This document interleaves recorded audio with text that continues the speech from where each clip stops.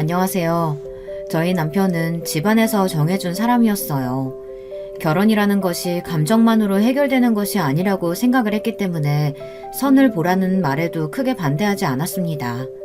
그리고 막상 만났을 때도 나쁘지 않다고 생각했기 때문에 결혼을 결심하는 것에 고민을 많이 하지는 않았어요. 남편은 무역회사에서 일하고 있는 영업맨이었는데요. 성실하고 다정한 사람이었죠. 그래서 뜨거운 사랑을 한 것은 아니지만 그래도 좋은 감정을 가지고 만났답니다. 결혼을 하면 사람이 달라진다고들 하시는데 남편은 딱히 그런 모습을 보이지는 않았어요. 출장이 잦은 편이기는 했지만 되도록 저와 많은 시간을 보내려고 노력했고 아이가 태어나고 나서는 아이에게 좋은 아빠가 되어주기 위해서 노력했답니다. 저와 남편 사이에는 딸아이만 둘이었는데요. 하나는 피아노를, 하나는 바이올린을 일찍부터 시작했어요. 처음에는 악기라도 하나 다룰 줄 알면 좋지 않을까 싶어서 시작했는데 아이들이 무척이나 좋아했죠. 남편은 아이들의 발표회나 대회에 빠지지 않으려고 노력했어요. 자신이 잘할 때 부모님이 자신에게 큰 관심을 보이지 않아서 이런 행사가 있으면 많이 외로웠다고 하더라고요. 그것이 계기가 되어서 자신은 절대로 그런 아빠가 되지 않을 거라고 다짐을 했다고 하더군요. 저한테도 정말 좋은 남편이었어요. 가끔은 꽃을 선물하기도 했고 기념일이 아닌데 선물을 주기도 했죠. 특별한 날이 아니더라도 제게 좋은 추억을 주고 싶다는 남편의 달콤한 말이 저는 정말이지 너무 좋았습니다. 남편에게 단점이 하나 있다면 연락이 자주 끊어진다는 것이었어요. 특히 출장을 가면 연락을 못 받는 경우가 태반이었죠. 처음에는 그런 부분이 불안하기도 했고 왜 연락이 되지 않을까 걱정스럽기도 했지만 남편이 늦게라도 꼭 전화가 와서 정말 미안하다고 일하는 중에는 전화를 받는 것이 쉽지 않다고 제게 이해를 부탁하더라고요. 그래서 저 역시도 남편이 일하는 중에는 연락을 하지 않았답니다. 그렇게 멋지고 다정한 남편이 저를 서운하게 했던 일이 있었어요. 둘째를 낳을 때였죠. 첫째를 낳을 때 너무 힘들었던 저는 둘째를 제왕절개를 통해서 출산하는 것으로 이야기를 했답니다. 예정일보다는 다소 빠른 날짜를 잡고 병원에 입원했죠. 남편은 그날 병원에 오겠다고 약속했는데 나타나지 않았어요. 심지어 아이가 태어나고 이틀이 지나도록 전화 한 통도 없었답니다. 시댁 어른들도 당황하시며 이게 무슨 일이냐고 하셨지만 저는 너무 속상해서 말을 할 수가 없었죠. 현이 엄마야, 너는 연락받은 거 없어? 아니 애아빠라는 사람이 왜 아직 코빼기도 보이질 않아? 제가 드리고 싶은 말이네요. 분명 수술하는 날도 알고 있는데 그날부터 시작해서 연락 자체가 전혀 되질 않아요. 회사에도 출산휴가냈다고 하는데 도대체 그 애는 어디 갔는지 모르겠어요. 피치 못할 일이 있겠지. 뭐가 좋다고 오겠어? 또 딸인데. 시아버지께서는 걱정하는 시어머니나 불안해하는 제 모습을 보고는 혀를 차며 말씀하셨어요. 충격적인 말씀에 순간 어안이 벙벙했죠. 시어머니께서는 쓸데없는 소리 한다고 시아버지에게 조용히 하라고 했지만 시아버지께서는 자신이 틀린 말을 한 것도 아닌데 왜 이러냐며 소리를 높이셨죠. 시아버지께서 고리타분한 분이라는 것을 알고는 있었지만 한 번도 아들 타령을 하신 적이 없으셨기 때문에 저는 당연히 당황할 수밖에 없었죠. 저 딸은 살림 미천이라는 말도 있으니 그럴 수 있다 했다만 둘째도 딸이라니? 에이, 나도 이렇게 속상한데 어디서 술이나 마시고 있겠지. 그놈이 아들을 얼마나 갖고 싶어 했는지 당신도 잘 알잖아. 요즘 딸이니 아들이니 그게 무슨 소용이 있다고. 그런 시답지 않은 소리 할 거면 나가서 전화나 다시 해봐요. 진짜 말 같지 않은 소리 언제까지 하려고 하는 거야? 현이 엄마야, 늙은이 죽책 떤다고 생각하고 그냥 넘어가 주렴. 늙어서 노망이라도 났나 보다. 시어머니께서는 시아버지를 서둘러 밖으로 내보내시고는 제게 미안하다며 마음에 두지 말라고 하셨어요. 시어머니의 말씀에 고개를 끄덕이기는 했지만 저는 너무 속상했어요. 만에 하나라도 그럴 리는 없지만 정말 시아버지의 말씀처럼 남편이 서운해서 그런가 하는 말도 되지 않은 생각까지 했죠. 남편이 나타난 것은 산후조리원으로 옮기고 나서였어요. 하얗게 질린 얼굴로 남편이 들어오는데 화가 난 저는 당장 나가라고 소리를 질렀죠. 남편은 미안하다고 연거푸 사과했지만 저는 남편의 목소리를 1도 듣고 싶지 않았거든요. 하지만 남편은 제가 퍼붓는 화에도 묵묵하게 그 자리에서 미안하다는 말만 반복하며 제 분노를 고스란히 받아주고 있었어요. 어느 정도 소리를 지르고 난 제가 헐떡이며 숨을 몰아쉬고 있자 남편은 그런 제게 조심스럽게 다가와서는 정말 미안하다고 말하며 연락이 두절되었던 상황에 대해 설명하기 시작했죠. 정말 친한 친구가 갑자기 세상을 떠났다고 하잖아. 외동이라 부모님들께서 얼마나 충격을 받으셨는지 곁을 떠나기가 힘들었어. 진짜 미안해. 아무리 그래도 그렇지. 어떻게 살았는지 죽었는지 연락이 한 번 없을 수가 있어? 그런 일이 있으면 있다고 말해줄 수 있잖아. 정말 나도 연락하고 싶었어. 근데 진짜 정신이 없었다니까? 전화는커녕 문자도 보낼 시간이 없었어. 진짜 미안해. 당신 혼자서 고생하게 둬서 너무 미안해. 우리 공주님 태어나는 모습 꼭 봤어야 하는데 자리 못 지켜서 미안해. 너무 화가 났지만 남편의 우유부단한 모습에 대해 어느 정도 알고 있었기 때문에 결국은 한숨만 내쉬면서 넘어갈 수밖에 없었죠. 제가 조금 풀렸다 싶은 생각이 들었는지 제게 둘째를 보고 오겠다고 하더라고요. 아직 아이도 보고 오지 않았느냐고 물었더니 제가 지금 화가 났는데 어떻게 아이 먼저 챙겨볼 수 있겠느냐며 제 눈치를 보더라고요. 그리고는 아이를 보고 와서는 아이가 저를 닮아 예쁘다고 했죠. 저는 너스레를 떼며 말하는 남편을 보며 결국에는 웃음을 터뜨리고 말았어요. 하지만 둘째가 태어나고 나서 남편은 조금 달라진 모습을 보였어요. 출장이 좀 더 잦아졌죠. 그리고 피곤하다는 말을 입에 달고 살더라고요. 집에 돌아오면 피곤해하는 모습으로 아이들과 놀아주는데 그 장면을 보고 있으면 괜히 짠한 마음이 들었어요. 또 하나 남편의 말수가 눈에 띄게 줄더라고요. 너무 피곤한데 애쓰는 모습을 보니까 저도 괜히 이야기하기가 힘들더라고요. 그래서 남편과의 대화하는 시간이 눈에 띄게 줄어들었답니다. 부부 사이에 대화가 줄어들다 보니 남편이 모처럼 집에 있는 날에도 무슨 말을 해야 할지 모르겠더라고요. 아이들이 잠들고 나서 둘만 남게 되는 순간이 어색하다 싶을 정도가 되었죠. 이런 고민을 친구에게 이야기하니 부부 사이에도 노력이 필요하다고 하다며 이대로 방치하면 나중에 더 힘들 수 있으니 먼저 이야기를 꺼내보고 남편이 피곤해 보이면 무슨 일이 있는지 들어주고 공감하는 척이라도 하라고 하더군요. 사연을 듣고 계시는 분들은 그런 것들도 다 알려줘야 하느냐고 손가락질 하실 수도 있으시겠죠. 하지만 저희 부모님께서는 한 번도 저희가 보는 앞에서 다정한 모습을 보여주신 적이 없으셨거든요. 교수이신 아버지께서는 늘 서재에 계셨고 화가이신 어머니께서도 화실에 계시는 시간이 많았어요. 그래서 혼자서 놀거나 여동생과 시간을 보내는 것이 대부분이었어요. 좀 커서는 학원을 순례하듯이 다녔고요. 식탁은 밥 먹는 소리 외에는 들리지 않을 만큼 조용했고 그것도 먼저 식사가 끝난 사람은 자기 할 일을 하러 가는 분위기라 가족끼리 대화가 없었죠. 그래서 저는 이런 것도 노력이 필요하다는 것을 이해하지 못했어요. 하지만 친구의 충고를 받아들여 남편에게 한마디라도 더 붙여보려고 했죠. 저의 노력 덕분인지 남편은 회사에서 있었던 시시콜콜한 이야기를 제게 하기 시작했어요. 남편이 하는 일에 대해서는 전혀 아는 것이 없었지만 저는 남편의 이야기에 최대한 집중하고 공감하려고 했으며 남편 역시 제가 하는 일에 대해서 물어보기도 했죠. 당시 저는 선배의 미술학원에서 오전 취미반을 담당하고 있었거든요. 그 반에서 우스갯소리로 나온 이야기들을 남편에게 하며 저희 사이는 결혼 초반으로 돌아간 것 같았어요. 말 그대로 평화로운 분위기 그 자체였죠.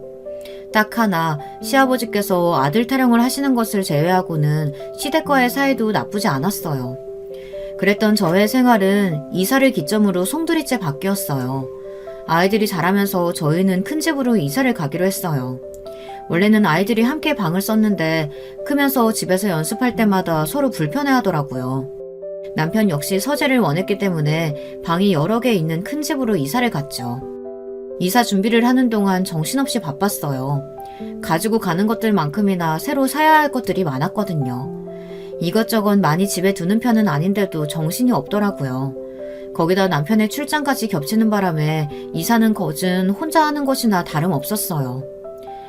여보 미안해. 이번 주도 좀 늦게 마칠 것 같아. 멀리는 아니고 지방이라 오래 걸리지는 않을 텐데 자꾸 집을 비우네. 미안해. 일 때문이라는데 어쩔 수 없지. 지방 어디로 가는데? 춘천, 금방 일 마치고 올게. 이사 준비 당신 혼자서만 하는 것 같아서 면목이 없네. 알고 있어서 다행이네. 그것도 몰라주면 속상했을 텐데. 남편은 매번 자리를 비우는 것을 미안해하며 제 마음을 풀어주려고 노력했어요. 갑자기 안마를 해주겠다고 하며 어깨를 주물러주지 않나, 평일에 월차를 썼다고 하며 하루 동안 제가 할 일을 자신이 다 맡아서 하겠다고 큰 소리를 치기도 했죠. 그런 남편의 다정함에 저는 힘들어도 힘들다는 내색을 하지 못했어요. 이사를 마치고 아이들도 남편도 새 집을 무척이나 좋아했어요. 아이들은 앞으로 연습할 때 신경 쓰일 일이 없다며 좋아했고, 남편은 서재를 가져보는 것이 자신의 로망이나 다름없었다고 하면서 무척이나 행복한 얼굴을 했습니다. 저는 가족들의 그런 얼굴을 보며 이런 것이 행복이구나 싶었어요. 그런데 이사를 하고 얼마 안 있어서 남편이 장기 출장을 가게 생겼다고 하면서 한 달 정도 집에 올 수 없다고 하더군요. 그동안 출장이라고 해봤자 3일을 넘긴 적이 없었는데 갑자기 한 달이나 자리를 비운다고 하니 기분이 좀 이상하더라고요. 남편은 이번 출장만 끝나면 앞으로 집을 비우는 일이 없을 거라며 자신있게 말했습니다. 승진을 하느냐고 했더니 미묘한 웃음을 보이더라고요. 출장을 다녀온 남편은 평소와는 많이 다른 모습이었어요. 꼭 누군가에게 쫓기는 얼굴을 하고 있었죠. 출장을 다녀온 사람의 얼굴은 아니라는 생각이 들었어요. 남편은 집에 들어오자마자 잠든 아이들을 한 번씩 꽉 껴안아주고는 제게 다녀와서는 잘 다녀왔다는 말과 함께 저를 으스러질 정도로 꼭 안아주더라고요. 이게 무슨 일인가 싶어 당황한 저는 남편에게 출장 가서 무슨 일이라도 있었느냐고 물었어요. 남편은 아무 일도 없었다고 하면서 앞으로는 줄곧 아이들과 제 곁에 있어주겠다고 말을 속삭였죠. 그렇게 몇 달이 시간이 흘렀을까요? 거짓말처럼 남편은 더 이상 출장을 가지 않았어요. 주말은 늘 가족들과 보냈고 아이들이 원하는 캠핑도 다녀왔죠. 원래도 가정적이라는 생각은 했지만 이 정도는 아니었거든요. 아이들은 잔소리 많은 엄마보다 아빠가 100배 1000배 좋다고 하며 저만 쏙 빼고 자기들끼리 데이트를 다녀올 정도로 아빠를 따르기 시작했어요. 저는 진짜 성씨끼리 그래 편먹고 잘해봐라 하면서 토라진 척을 했고, 그럼 아이들도 남편이고 뻔히 보이는 연기에도 괜히 제 마음을 풀어주려고 했어요. 새 집에서의 행복했던 기억은 딱 거기까지였습니다. 하루는 제 또래의 여자분이 저희 집을 찾아오셨더라고요. 윗집으로 이사를 오는데 한동안 인테리어로 좀 시끄러울 것 같다고 하면서 미리 사과를 하고 싶다고 찾아왔죠. 요즘 이런 일로 주변에 인사를 하는 경우가 잘 없잖아요. 저 역시도 처음 겪는 일이라 당황스러웠지만 과자 세트를 가져와서 미안하다고 하는데 그냥 보내기에는 예의가 아닌 것 같더라고요. 그래서 집으로 돌아오라고 권했죠. 차를 준비하는 동안 이런저런 이야기를 나눴어요. 일주일 정도 걸린다고 해요. 많이 고칠 건 아니고 그냥 몇 군데 손볼 예정이라서요. 되도록 낮에 작업 부탁드렸는데 그래도 시끄러울 수 있을 것 같아서 미리 말씀드리려고 인사 다니는 중이에요. 요즘 이런 일로 인사 다니시는 분들 거의 없어서 솔직히 좀 놀라기는 했어요. 안 그래도 이웃집에 인사드리러 갔더니 할머니께서 이상한 눈으로 보시더라고요. 뭐하러 번거롭게 인사 다니냐고 하시던걸요? 저는 아파트에서 유명한 할머니의 얼굴을 떠올리고 웃으며 말했죠. 츤데레 타입의 할머니라 잔소리도 많고 뭘 해드려도 호통이 먼저지만 그래도 사람들 잘 챙겨주고 아이들이 인사하면 꼭 말 한마디라도 좋게 말해주시는 분이라고, 어려운 분이 아니라는 말을 전했어요. 윗집 여자는 전혀 그렇게 안 보이던데 앞으로 잘 지내야겠다고 하더군요. 이사는 언제 오세요? 혼자 준비하다 보니까 생각보다 시간이 많이 걸려서요. 그래도 신학기 시작할 때는 맞추려고요. 인테리어 끝나는 대로 들어올 생각이에요. 이사 준비를 혼자 하세요? 보통 힘든 일이 아니던데. 저도 남편이 늘 일로 바빠서 혼자 이사 준비하고 가구 보러 다니고 장난이 아니었거든요. 정신이 하나도 없을 정도였어요. 저랑 상황이 비슷하시네요. 저희 남편도 집에 자주 오질 못해서 모든 걸 저 혼자 준비해야 하거든요. 거실 가족 사진 보니까 딸만 둘이신데 애들이 다 엄마 닮아서 그런지 예쁘네요. 이야기를 나누던 윗집 여자는 가족 사진을 가리키며 참 행복해 보인다고 말했어요. 뭔가 씁쓸함이 느껴지는 말투라 의아하긴 했지만 저는 괜한 착각이겠거니 하면서 웃어넘겼죠. 윗집 여자는 아이들에 관해 이것저것 물어보더라고요. 자기도 아들이 하나 있는데 학교를 이 근처로 올 것 같다고 하면서요. 나이를 물어보니 우리 둘째보다 한 학년 위더라고요. 저는 지금 다니는 학교가 가깝기도 하고 학생 수도 많은 편이 아니라 좋다고 했어요. 여느 엄마들이 그렇듯 아이들 이야기가 시작되니 이야기가 분수처럼 터지더라고요. 학원은 어디가 좋은지, 이 동네 분위기는 어떤지 이런 이야기를 나누다 보니 시간이 금방 흘러갔죠. 남편 차가 들어왔다는 소리가 들리자 윗집 여자는 이만 자신도 가봐야겠다고 했어요. 처음 만난 사이임에도 불구하고 시간 가는 줄 모르고 이야기를 나눈 것이 신기할 정도라고 하며 윗집 여자를 배웅하고 얼마 안 있어 남편이 돌아왔죠. 저는 방금 윗집으로 이사 오는 집에 엄마가 인사를 하러 왔는데 못 만나느냐고 물었어요. 남편은 아무도 마주치지 못했다고 하며 요즘 누가 인사를 오냐고 이상해했죠. 나도 의외다 싶었는데 이야기 나눠보니까 엄청 대화가 잘 통하더라고. 아들이 하나 있다는데 우리 둘째 또래더라. 또 교육열 불타는 당신 신나게 이야기했겠는데 엄마들은 모이면 다 그런 이야기뿐이라며? 나 정도면 심한 것도 아니야 여보. 우리 애들이야 자기들이 하고 싶어해서 시키는 거고 선행이라고 해봤자 딱 1년만 시키잖아. 다른 집들에 비하면 아무것도 아니거든. 그리고 윗집 엄마도 관심 많은지 학원 괜찮은 곳은 어디냐, 학교 분위기 어느 정도냐 이렇게 물어보던데? 오늘 처음 봤다면서 무슨 그런 얘기까지 했대. 당신 낯도 가리면서 용하네? 그러니까 이상하지. 근데 마치 오래 본 사람 같았다니까? 남편은 그런 사람을 만난 것도 행운 아니겠냐며 앞으로 윗집 아랫집 잘 지내면 좋겠다고 하더라고요. 저 역시 좋은 이웃이 될 것 같다고 말했죠. 인테리어로 소란스럽던 것도 잠깐, 윗집 여자는 곧 이사 떡이라고 하며 선물 상자를 들고 저희 집으로 인사를 왔어요. 이번에는 아들도 함께였는데요. 저를 빤히 보더니 후다닥 인사도 없이 자신의 집으로 가버리더군요. 윗집 여자는 당황하면서 약하게 태어나서 오냐오냐 키웠더니 버릇이 없다며 사과를 했죠. 저는 아이들이 낯선 어른을 봤는데 당연한 것 아니겠냐며 괜찮다고 했지만 윗집 여자는 무척이나 미안한 얼굴을 하며 연거푸 사과를 하더라고요. 큰애를 유산하고 나서 가진 아이라 그런지 태어날 때부터 몸이 약했거든요. 죽을 고비를 넘긴 적이 있다 보니 제가 엄하게 키우지 못했어요. 세상에 많이 아팠나 보네요. 마음고생이 심하셨겠어요. 두들 지나자마자 애가 과호흡이 와서 죽다 살았죠. 그래서 그런지 병실에서 생사를 넘나들던 그 시기만 되면 어김없이 열이 올라서 아직도 고생이랍니다. 그래서 저희는 4월만 되면 안심을 할 수가 없어요.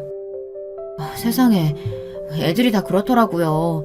저희 애들 둘도 자기 태어난 달만 되면 이상하게 시름시름 앓아서 저도 미치겠어요.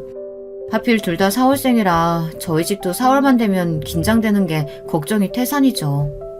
거기다가 애 아빠는 뭐가 그렇게 바쁜지 코빼기도 보이질 않다가 애가 숨 넘어간다고 하자 그제야 와서는 진짜 그때 일만 생각하면 아직도 제가 아이한테 미안하고 아이 아빠는 원망스럽고 그래요.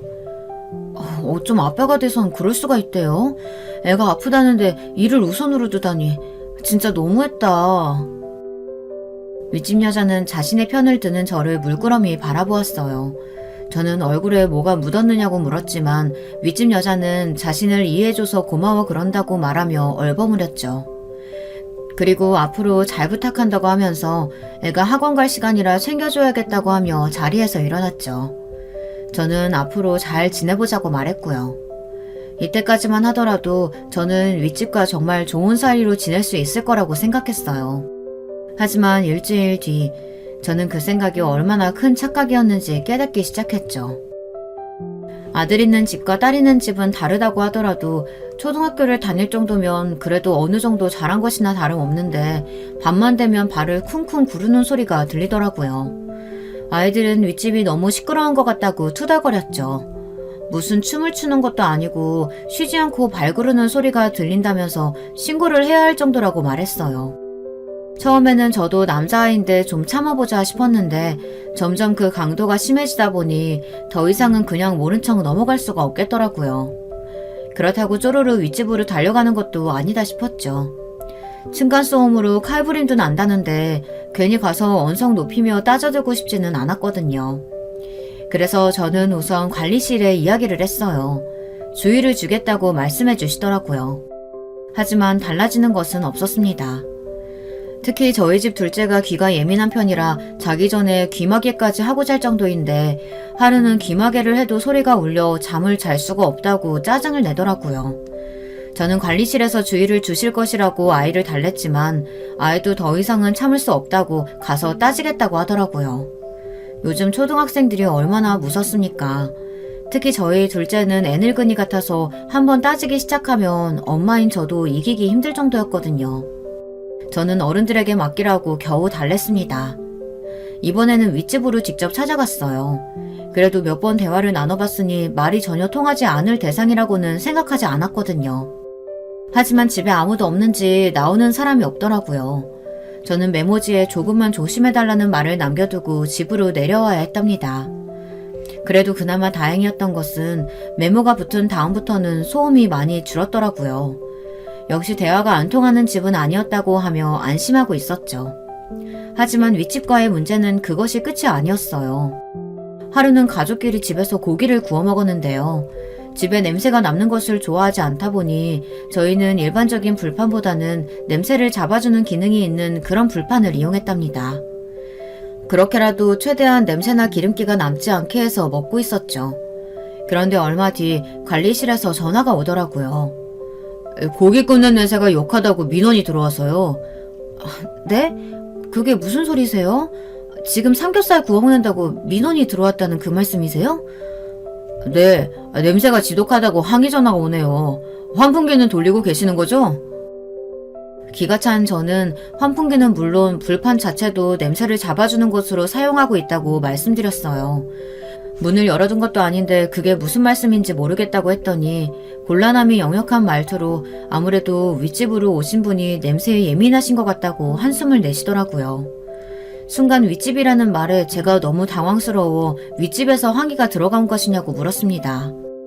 제 말에 관리실 직원은 말실수를 했다는 듯 그런 것은 아니라고 했습니다. 하지만 이미 저는 확신이 들었죠. 지금까지 한 번도 이런 소리를 들어본 적이 없었거든요. 남편도 어처구니 없다는 표정을 짓더라고요. 아니 우리가 무슨 문을 다 열어두고 발코니에서 고기를 구웠던 것도 아니고 환풍기 다 돌리고 했는데 무슨 말도 안 되는 트집이래. 윗집 좀 이상한 거 아니야? 저번 층간소음 문제도 있고 말이야. 이런 말 사람으로는 안 보였는데 남편이 좀 예민한가? 그래도 고기 굽는다고 항의를 했다니 그건 좀 너무한 것 같은데. 너무하지. 이건 그냥 억지야. 진짜 뭐하는 가족들인지. 내가 가서 이야기를 좀 해볼게. 윗집 엄마하고는 괜찮았다며. 아니야, 괜히 당신 가서 일 키우지 말고 내가 내일 이야기 해볼게.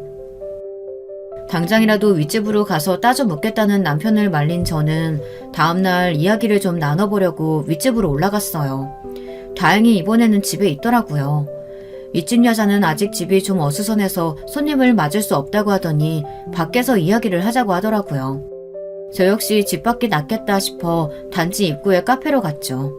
커피를 시키고 윗집 여자와 마주한 저는 어디서부터 이야기를 꺼내야 할지 망설여졌어요. 한참을 그냥 커피만 마시고 있었죠. 윗집 여자가 무슨 일로 자신을 찾아왔느냐고 묻더군요. 잔뜩 굳은 얼굴을 하고 묻는데 입이 잘 떨어지지 않았어요. 어제 저녁에 저희 집에서 고기를 구워 먹었는데 냄새가 많이 나던가요? 지금 무슨 말씀을 하시는지 모르겠는데요. 어제 저희가 고기 구워 먹는데 굽는 냄새가 역하다고 항의 민원이 들어왔다고 해서요. 저희는 환풍기도 틀고 불판도 냄새 잡아주는 걸로 했고 따로 문을 열고 구웠던 것도 아닌데 불편하실 정도였나 싶어 여쭤보고 싶었어요. 고작 그런 얘기하려고 저 보자고 하셨어요? 윗집 여자는 제 질문에 한숨을 내쉬더니 다소 허탈한 얼굴로 대답하더군요. 저는 민원으로 넣으실 정도면 그만큼 불만이 있으셨기 때문 아니냐며 다시 물었습니다. 윗집 여자는 처음 만났던 것과는 전혀 다른 분위기를 풍기며 말했어요. 마치 딴 사람이 와서 앉아있는 것 같더라고요. 다수의 가구가 모여 사는 곳인데 그런 건 알아서 조심해줘야 하는 거 아니에요? 어떻게 그런 기본 예의가 없을 수가 있어요? 고기가 먹고 싶으면 나가서 사 먹던가요. 벽지에 냄새 남으면 그쪽에서 책임질 것도 아니잖아요. 저희가 해야 할 조치를 안 한 것도 아닌데 그렇게까지 말씀하실 건 아니지 않나요? 냄새가 얼마나 올라가는지 모르겠지만 말씀처럼 다수의 사람들이 모여 사는데 서로 좋은 말로 이야기하고 이해할 수 있는 부분은 이해해도 될 문제 같은데요. 저는 그런 마음으로 나왔는데 말씀이 지나치시네요. 지나친 건 그쪽이죠. 층간소음이 어쩌고 하면서 집 앞에 메모까지 할 때는 언제고 자기들 일은 이해해달라니 너무 파렴치한 거 아니에요? 어떻게 그런 뻔뻔한 말을 아무렇지 않게 할 수가 있어요? 윗집 여자는 동네 분위기를 보고 결정했는데 어떻게 이렇게 수준 떨어지는 대화를 하게 될 줄은 몰랐다며 혀를 찼습니다. 발소리가 너무 크다고 조심해달라고 했던 것이 기분이 상했던 것 같았어요. 하지만 이런 말까지 듣고 있자니 그대로 좋게 이야기하고 싶은 마음이 싹 사라지더라고요. 대기야말로 12시간 넘은 시간에 무슨 춤 연습하는 것도 아니고 쉬지 않고 발을 구르던데 저희도 어느 정도면 참았죠. 아들 키우는 집은 좀 다르다고 해서 저희도 참을 만큼 참았거든요. 낮 시간이면 저희도 이해했어요. 그런데 그 시간이면 어느 집이든 조심해달라고 부탁드릴 수 있는 거 아닙니까? 초등학생 애가 발 좀 굴렀다고 해봤자 얼마나 울린다고. 그럼 집에서 애를 묶어놓게 키울까요? 그런 말씀이 아니잖아요. 아까 보니까 집에서 슬리퍼도 안 신고 다니시던데 아랫집에 조심하기 위해서라도 어느 정도 노력은 하셨어야죠. 무작정 어린애가 있으니까 참으라고 하시는 것도 예의는 아닌 것 같네요. 윗집 여자와의 대화는 점점 과열되었어요. 카페에서 한가롭게 앉아있는 사람들 사이에 얼굴이 붉어질 정도로 열을 올리며 대화하는 두 여자의 모습은 어디서 봐도 눈에 띌 정도였죠. 저는 화가 치밀어 올랐지만 그래도 조근조근 이야기하려고 노력했어요. 하지만 윗집 여자가 갑자기 고래고래 소리를 지르더군요. 이웃 간의 예의에 대해서 이야기하시면서 지금 일방적으로 우리 집만 조심하라고 하시잖아요. 왜 저희 집만 배려하라고 하시는데요? 진짜 사람 그렇게 안 봤는데 몰상식해도 정도가 있지 이게 무슨 상황이에요? 갑자기 커진 윗집 여자의 목소리에 당황한 저는 주변 사람들의 시선에 얼굴이 화끈거렸어요. 윗집 여자는 자신은 피해자고 저는 가해자라는 듯이 억울하다고 소리를 높였죠. 여기서 같이 소리를 높이면 똑같은 인간밖에 되지 않는다는 것을 잘 알고 있었지만 저 역시 지지 않고 언성을 높여 말했답니다. 밤늦은 시간에 발 구르는 거 조심해달라는 게 그렇게 억울한 일이세요? 환풍기에 문까지 닫고 굽고 있는데 고기 굽는 냄새 싫다고 하시니 저희도 좀 신경을 쓰죠. 하지만 이 상황에서 본인만 피해자인 척 행동하시는 건 염치 없는 것 같은데요. 어떻게 생각하세요? 지금 제가 오버한다고 말하고 싶으신 건가요? 그래요 지금? 제 말에 윗집 여자는 더 짜증을 내기 시작했지만 저는 먼저 자리에서 일어나 서로 조금 조심하자고 말하고 먼저 나와버렸죠. 좋은 이웃이자 비슷한 또래의 아이를 키우는 학부모로 마음 맞는 사이가 될 줄 알았는데 그런 저의 꿈이 와장창 깨져버린 순간이었어요. 하지만 거기서 끝이었다면 좋았을 것을 윗집은 멈출 기미가 없어 보였어요. 하루는 관리실에서 연락이 오더라고요. 혹시 음식물 쓰레기를 집에 방치해 두신 건 아니냐고 말이죠. 황당한 말에 저는 음식물 처리기 자체가 있는데 무슨 말씀이시냐고 했어요. 그랬더니 윗집에서 바퀴벌레가 나왔는데 아무래도 저희 집에서 올라온 것 같다고 했다더라고요. 황당했죠. 바퀴벌레에 주소가 붙어있는 것도 아닌데 우리 집에서 올라온 것 같다니 그게 무슨 말이냐고요. 관리실 직원분도 그렇게 말씀은 드렸지만 확신에 찬 목소리로 아랫집 때문에 바퀴벌레가 생긴 게 분명하다고 하시니 어쩔 수 없이 연락을 드리게 되었다고 하며 죄송하다고 하더라고요. 솔직히 관리실 직원의 잘못은 아니잖아요. 저는 한바탕 가서 따져야 하나 생각하다가 똥이 더러워서 피하지 무서워서 피하냐 싶은 마음으로 저희 집에는 바퀴벌레를 본 적 없으니 다른 곳에서 알아보시라고 말하고 전화를 끊어버렸죠. 하지만 그뿐만이 아니었어요. 그 이후로도 관리실 직원에게 몇 번이나 민원 관련된 전화를 받아야만 했죠. 심한 날에는 친정에 와 있는데도 전화가 와선 윗집에서 피아노 치는 소리 때문에 잠을 잘 수 없다고 하니 조심을 부탁드린다고 하더라고요. 어이가 없던 저는 일주일 동안 집을 비운 상태인데 그게 무슨 말씀인지 모르겠다고 했죠. 지금 댁에 안 계신다고요? 네, 저희 일주일 동안 집 비운 상태인데 도대체 무슨 피아노 소리란 말씀이신지 모르겠네요.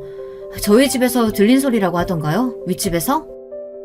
아무래도 오해가 좀 있으셨나 봅니다. 제가 잘 이야기하겠습니다.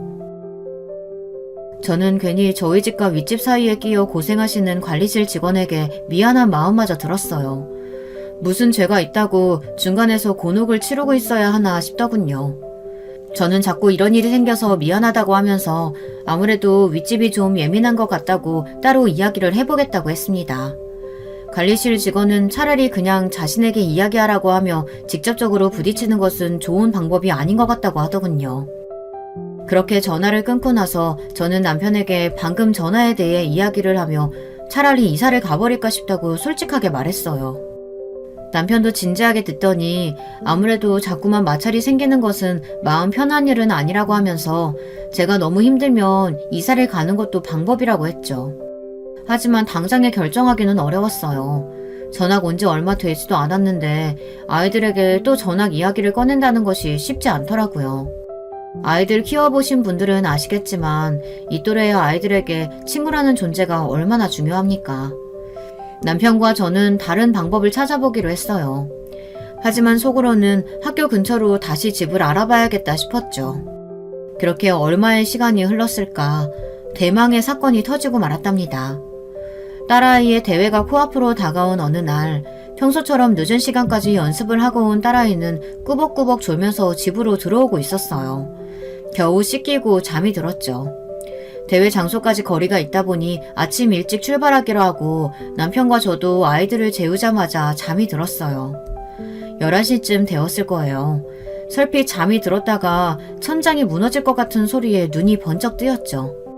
무슨 축구라도 하는 것처럼 미친 듯이 소리가 울리더군요. 잠에서 깬 첫째가 이러다 천장이 무너질 것 같다고 하며 무서워했어요. 남편 역시 무슨 사고라도 난 거 아니냐고 하더라고요. 그러다 이내 잠잠해지더니 이번에는 음악을 따라 부르는 소리가 들리기 시작했죠. 더 이상 참지 못한 저는 가디건을 대충 껴입고 윗집으로 올라갔어요. 남편이 진정 좀 하라고 저를 붙들었지만 저는 더 이상은 도저히 못 참겠더라고요. 늦은 시간임에도 저는 거침없이 배를 울렸습니다. 꽤나 시끄러운 소리에 옆집 잔소리 많으신 할머니께서도 화가 잔뜩 나셔선 집에서 나오고 계셨죠. 지금 시계가 몇 시인데 노래 부르고 춤추냐고 아주 아파트 전체가 울릴 정도로 호통을 치셨습니다. 그리고는 저를 보시고 이 일 때문에 올라왔느냐고 하셨죠. 제가 대답을 하려는데 문이 열리면서 시끄럽게 남의 집 앞에서 뭐하는 짓이냐고 하더군요. 할머니께서는 방금까지 미친년 널뛰듯이 노래 부르고 춤춘 사람이 누군데 그런 말을 하느냐고 시계도 볼 줄 모르냐고 버럭하셨어요. 윗집 여자는 저 외에 할머니까지 오셨을 거라고는 상상하지도 못했는지 말을 하며 말을 더듬거리더군요.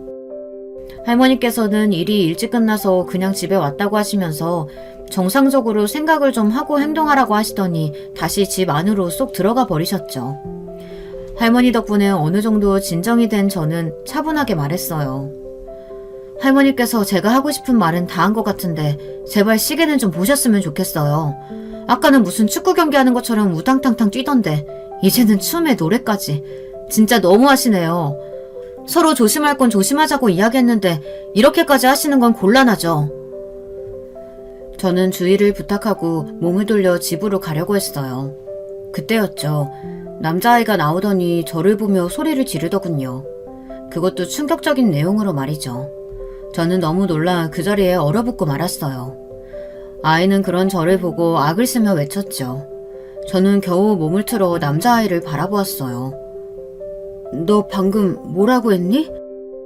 아줌마가 우리 아빠 빼앗아간 나쁜 사람이냐고 물었어요. 아줌마 맞죠? 아줌마가 엄마한테서도 나한테서도 아빠 빼앗아 갔잖아요. 아빠를 빼앗다니 그게 무슨 말이야? 네가 뭘 잘못 알고 하는 말 같은데. 거짓말. 내가 봤는데. 아줌마가 우리 아빠랑 같이 가는 모습 봤다고요. 분명 우리 아빠인데 아줌마 때문에 아빠가 나 보러 오지도 않는 거죠. 저는 남자아이의 말에 다리가 풀리는 것 같았어요. 처음 집으로 인사하실 때는 너무 후다닥 사라져서 제대로 보지 못했던 남자아이의 얼굴을 보던 저는 튀어나오려는 비명을 속으로 삼켜야만 했죠. 언젠가 시댁에서 봤던 남편의 어린 시절 모습하고 똑 닮은 얼굴을 하고 있었거든요. 둘째와 함께 세워두면 쌍둥이라고 해도 믿을 정도로 닮은 모습이었어요. 저는 벌벌 떠는 손으로 핸드폰을 꺼내 남편에게 전화를 걸었어요. 그리고는 당장 윗집으로 와달라고 했죠. 제 목소리가 심상치 않다고 느꼈는지 남편이 걱정스러운 말투로 무슨 일이라도 있었느냐고 물었지만 저는 당장 올라오라는 말만 반복했답니다. 전화를 끊자 윗집 여자는 남자아이에게 방에 들어가 있으라고 말했어요. 그리고 나오라고 할 때까지 한 발자국도 움직이면 안 된다고 엄하게 말했죠. 남자아이는 저에게 하고 싶은 말이 아직 남았다고 했지만 윗집 여자는 당장 들어가라고 이야기를 하더라고요. 아이가 들어가는 것과 동시에 남편이 놀란 얼굴을 하고는 무슨 일로 전화를 했냐고 하며 다가왔어요. 남편이 다가올수록 심장이 벌렁거렸죠. 윗집 여자는 의미심장한 미소를 지으며 저를 바라보고 있었고요. 이야기 잘 안 되는 거야? 갑자기... 곁으로 다가온 남편은 윗집 여자와 눈을 마주치더니 온몸이 딱딱하게 굳어서는 하던 말도 멈추고 가만히 서 있었어요. 윗집 여자는 미소 가득한 얼굴로 오랜만에 봤는데 반갑게 인사 정도는 해줄 수 있지 않느냐며 말했죠. 남편은 떨리는 목소리로 여기를 어떻게 알고 왔느냐는 말을 하더니 저보고는 나중에 이야기를 할 테니 먼저 내려가 있으라고 하더군요. 윗집 여자는 이렇게까지 된 마당에 언제까지 숨길 수 있을 것 같느냐고 하더니 손바닥으로 하늘을 가리는 것도 이제는 끝이라는 알 수 없는 말을 했어요. 미쳤어? 여기가 어디라고? 내가 분명히 말했잖아. 쓰레기인 줄은 알고 만났지만 진짜 최악 중에 최악이다 너란 인간. 내 인생에서 가장 아름다워야 할 순간을 그렇게 시궁창에 쳐넣은 인간이 넌데 네가 헤어지자고 하면 그렇게 하겠습니다 하고 물러날 줄 알았니? 너 진짜 나를 무슨 허구로 봤구나. 돈도 충분히 줬잖아. 네가 돈만 주면 헤어진다며. 뒷말 없이 하겠다고 했으면서 이제 와서 무슨 소리야? 남편이 버럭하며 소리를 지르고는 제 팔을 당기며 내려가자고 했어요. 저는 그런 남편의 팔을 풀이치고는 무슨 사정인지 정확하게 알아야겠다고 말했죠. 남편은 자신이 따로 이야기해 줄 테니 그만 가자고 했지만 저는 남편의 말은 조금도 듣고 싶지 않았어요. 오히려 남편의 손이 닿을 때마다 소름이 돋는 것이 끔찍하다는 생각마저 들었죠. 윗집 여자는 제게 남편이 얼마나 비열하고 찌질한 인간인지 알고 싶으면 들어오라고 하더군요. 남편은 제 팔을 잡아당기며 궁금한 것은 뭐든 자신이 이야기를 해주겠다고 했죠. 하지만 저는 그런 남편의 팔을 떼어내며 지금부터 한마디라도 더 하는 날에는 시댁이든 친정이든 전화를 걸어 양가 어른들 모셔두고 이야기를 시작하겠다고 했어요. 남편은 절박한 얼굴로 저를 불렀지만 저는 남편을 밀치며 윗집으로 들어갔고 윗집 여자는 그대로 현관문을 닫았죠. 주방에 마주 앉은 제게 윗집 여자는 청심환이라도 하나 먹고 들어야 하지 않겠느냐고 말했어요. 고양이 쥐 생각해주는 말 하지 마시고 정확하게 말씀하세요. 남편이랑 무슨 관계였는지. 미리 이야기를 해두자면 내가 먼저였어요. 저 쓰레기 같은 인간이랑 살림 차린 것도 아이 가졌던 것도 다 내가 먼저였거든요. 그 새끼 집에서 반대만 안 했어도 우리는 결혼해서 잘 살았을 거예요. 결혼한 지 10년도 넘었어요. 그럼 당신들이 10년이 넘게 따로 만나왔다는 말이에요? 중간에 헤어지기도 했죠. 결혼한다고 하면서 헤어지자고 했을 때 그때 끊어냈어야 했는데 내가 미련이 남아 결국 다시 만나 지금까지 살았네요. 그런데 두 번째 만났을 때 그 새끼가 나한테 뭐라고 약속했는지 알아요? 당신이랑 이혼하고 나랑 같이 살겠다고 조금만 기다려달라고 했다고요. 이혼이요? 우리가 이혼을 한다고 했다고? 윗집 여자의 이야기에 저는 정신을 차릴 수가 없었어요. 솔직히 남편과 서먹했던 시간이 있긴 했지만 이혼을 입에 올릴 정도는 아니라고 생각했거든요. 그런데 이혼할 때까지 기다려달라고 했다니 이제 제 마음속에는 남편에 대한 원망조차 남지 않을 정도가 되어버렸죠. 윗집 여자는 아랑곳하지 않고 술술 이야기를 하더군요. 그 말을 철석같이 믿은 내가 등신이지. 당신이랑 이혼하는데 시간이 걸린다고 하면서 이리저리 핑계만 대더니 결국 올해 초에 갑자기 헤어지자고 하더라고요. 앞으로 당신과 딸아이에게 집중하겠다고 하면서요. 내 아들은? 이혼하겠다는 말 하나만 믿고 지금까지 기다린 나는 뭐가 되는데요. 그러면서 위자료라고 돈 던져주고는 연락까지 끊어버리고. 여기로 이사 온 것도 다 목적이 있어서였군요. 우리 집에 찾아와 인사했던 것도 저한테 살갑게 다가왔던 것도 다 목적이 있었던 거였어. 당연하죠. 나와 아들 버리고 간 그 인간 지키고 싶은 가정이 얼마나 대단한가 싶어서 찾아왔어요. 아주 끔찍할 정도로 행복하게 사는 당신들 보면서 내 마음이 얼마나 지옥이었는지 알아? 나는 그렇게 힘든데 하하호호 아주 행복해 죽겠다는 얼굴로 다니는 당신 보면서 내가 얼마나 죽고 싶었는지 상상이나 되냐고. 결혼한 남자인 줄 알면서 만난 사람은 그쪽이죠. 이혼한다는 달콤한 말에 속아서 자식 낳고 시간 낭비한 것도 당신이고요. 누가 그렇게 하라고 했어요? 당신이 선택한 삶이면서 누구 탓을 하는 건데요? 이 모든 상황의 원인이 제게 있다고 외치는 윗집 여자를 보며 토끼가 올라왔어요. 금방이라도 화장실로 달려가 속에 있는 것들을 다 개어내고 싶은 심정이었죠. 윗집 여자는 악다구니를 하는 저를 보며 고개를 끄덕였죠. 제 말처럼 모든 것은 다 자신이 스스로 자초한 일이 맞으며 그 때문에 자신의 아들에게 너무도 많은 상처를 줬다고 중얼거렸어요. 저와 윗집 여자 사이에 침묵이 흘렀어요. 저는 여기서 더 충격받을 일이 뭐가 있을까 싶었지만 여기가 끝이 아니더군요. 비틀거리며 일어나는 저를 붙든 윗집 여자는 아직 이야기가 남아있으니 마저 듣고 가라고 했어요. 저는 여기서 더 이상 할 얘기가 뭐가 있느냐고 했지만 윗집 여자는 고집스럽게 저를 당겨 앉혔어요. 잠수탄 그 인간이 도저히 용서가 안 돼서 그 인간 부모를 만나러 간 적이 있었거든요. 가서 내가 그 인간 아들 낳았다. 이혼하고 나랑 결혼한다고 해서 지금까지 기다렸는데 위자료라고 돈만 던져주고 사라졌다. 당장 그 인간 데려와라 하고 말이죠. 지금 시부모님들을 만났다는 말이에요? 자기 발로 찾아가서? 그래요. 그런데 그 인간 아버지란 사람이 나한테 뭐라고 했는지 알아요? 아들만 내놓고 썩 꺼지라고 소리를 지르더라고요. 자기네 핏줄인 아들은 자기 며느리가 잘 키워줄 테니까 받은 돈으로 새 출발하라고. 저는 윗집 여자의 말에 피가 거꾸로 치솟는 기분이었어요. 아무리 아들이 있어야 한다고 노래를 부르셨더라도 이 상황에서 그런 말이라니. 정말이지 지금까지 남편과 살아온 시간들이 송두리째 사라졌으면 좋겠다는 생각이 들었어요. 윗집 여자는 남편과 결혼을 하고 싶다거나 아들을 호적에 올려달라고 할 생각은 추워도 없다고 말했죠. 그저 그런 쓰레기 같은 인간의 인생에 빈 엿이라도 던져줘야 성이 풀릴 것 같아서 제게 접근했다고 말했어요. 저는 팔다리에 힘이 하나도 들어가지 않았지만 젖먹던 힘까지 짜내서 자리에서 일어났습니다. 윗집 여자가 부축해주겠다고 했지만 단호하게 거절하고 윗집을 나왔죠. 집 앞에선 저는 현관을 한참이나 노려봤습니다. 이 문만 열고 들어가면 남편이 있을 거라는 생각에 저절로 욕이 나올 것 같았지만 저는 아이들 얼굴을 떠올리며 필사적으로 참았죠. 집으로 들어가자 남편이 무슨 이야기를 했느냐며 다가오더군요. 저는 아이들 깨우지 말고 조용히 닥치라고 말하고는 안방으로 들어가 아이들과 제 물건을 챙기기 시작했어요. 남편이 안절부절 못하며 제발 자기 이야기를 좀 들어달라고 하더군요. 저는 알고 싶은 일은 조금도 없으니 숨도 크게 쉬지 말라고 했죠. 그렇게 뜬 눈으로 밤을 보낸 저는 아이들 대회 준비로 집을 나서며 남편에게 조금의 흔적도 남기지 말고 다 챙겨 나가라고 말했어요. 그리고 앞으로 모든 일은 변호사와 이야기를 하게 될 것이라고 말했죠. 저는 남편에게 소리를 지르지도 않았고 화를 내지도 않았어요. 윗집 여자와 이야기를 나누는 동안 그럴 가치도 없다는 것을 깨달았거든요. 남편은 자신의 이야기도 들어줘야 하는 것 아니냐고 했어요.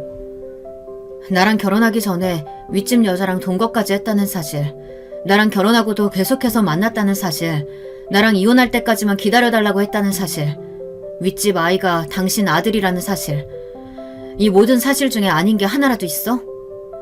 하지만 결국은 다 정리하고 당신과 아이들만 보려고 살려고 했어. 그래서 그게 앞의 일들을 다 없었던 일로 만들어줄 만큼이 된다고 생각해? 더러운 새끼. 앞으로 내 딸들 얼굴 볼 생각도 하지 마. 당신이랑 이렇게 말 섞고 있다는 사실만으로도 오장육부가 다 입 밖으로 튀어나올 정도로 역겨우니까. 남편은 제 말에 충격을 받은 얼굴을 했지만 더 이상 저를 붙들지는 못했습니다. 아이들 대회를 마치고 저는 집이 아닌 친정으로 향했어요. 그리고 가족들에게 남편 일을 숨김없이 말했습니다. 평소 큰소리 한번 내지 않으시던 아버지께서는 당장 남편을 데려오라고 하시며 절대 용서하지 않겠다고 하셨어요. 그런 모습은 처음이라 저도 많이 놀랐습니다. 저는 남편과 모든 것을 정리하겠다고 말하고는 필요하면 소송도 할 생각이라고 말했어요. 남편과의 이혼 소송은 참으로 길었습니다.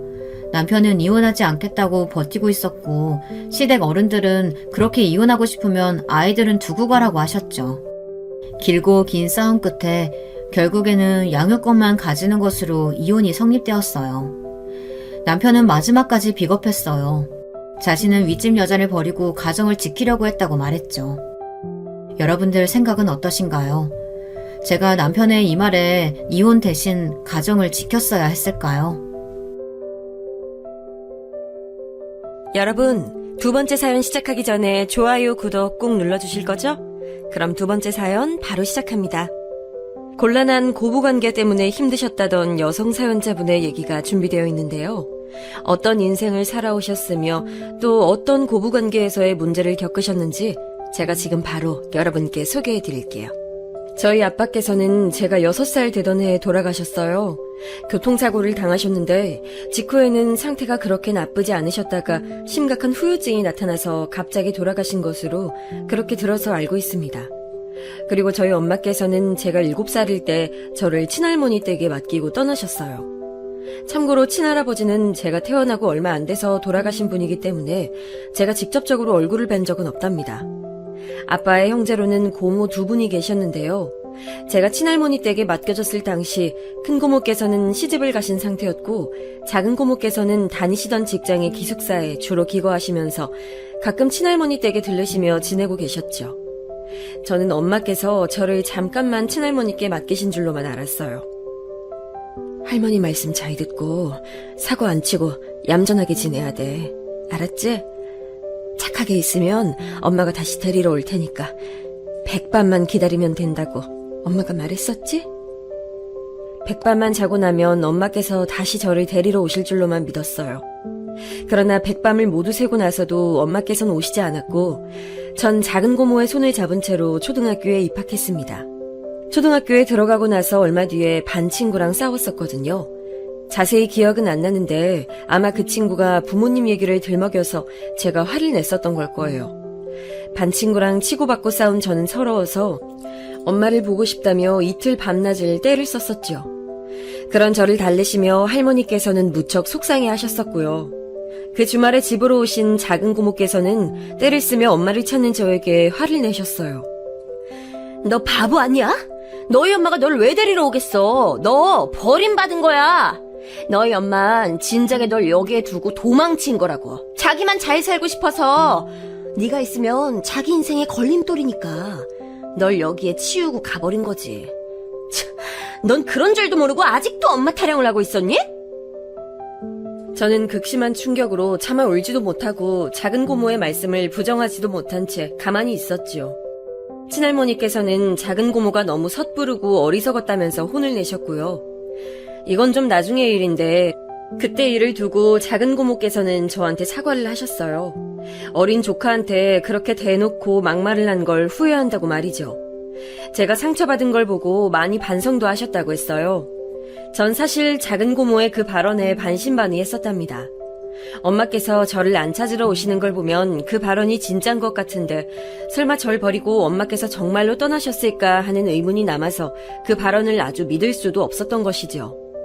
내심 작은 고모께서 저에게 거짓말을 하신 것이길 바라기도 했었고요.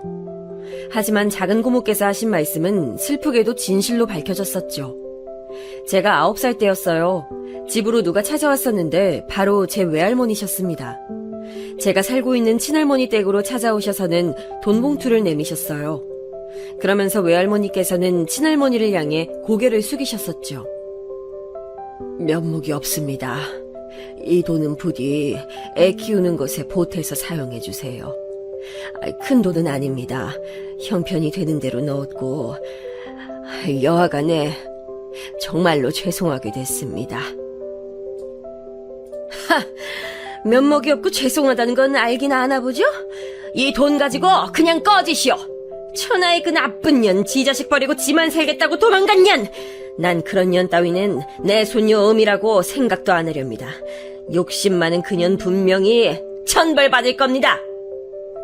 천벌, 예, 천벌 받을 짓은 하긴 했지요. 하지만 저처럼 딸이 있으니까 아시잖아요. 제 딸을 감싸고 비호할 수밖에 없는 제 심정을 정녕 모른다 하실 수 있으신가요?